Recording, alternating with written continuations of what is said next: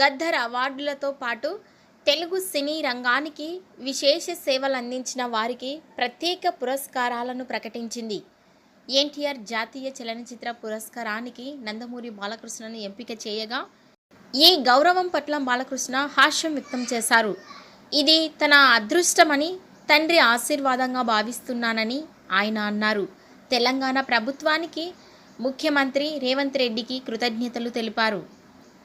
ఎన్టీఆర్ జయంతి ఉత్సవాలు పూర్తి చేసుకున్న అద్భుతమైన గడియలు ఒకవైపు, ఎన్టీఆర్ నటన ప్రస్థాన 75 సంవత్సరాల అమృతోత్సవాలు జరుగుతున్న శుభ గడియలు మరోవైపు, నటుడిగా నేను 50 ఏళ్ళు సర్వదినోత్సవం పూర్తి చేసుకున్న శుభ సందర్భం ఇంకొక వైపు, కేంద్ర ప్రభుత్వం ఇటీవలే పద్మభూషణ్తో సత్కరించి, ఇలాంటి తరుణంలోనే తెలంగాణ రాష్ట్ర ప్రభుత్వం నుండి ఎన్టీఆర్ జాతీయ అవార్డుని నాకు ప్రకటించడం నా అదృష్టంగా, దైవ నిర్ణయంగా, నాన్న ఆశీర్వాదంగా భావిస్తున్నాను. ఇంతటి ప్రతిష్టాత్మకమైన పురస్కారానికి నన్ను ఎంపిక చేసిన తెలంగాణ ప్రభుత్వానికి, ముఖ్యమంత్రి రేవంత్ రెడ్డికి, జ్యూరీ సభ్యులకు నా కృతజ్ఞతలు తెలియజేస్తున్నాను.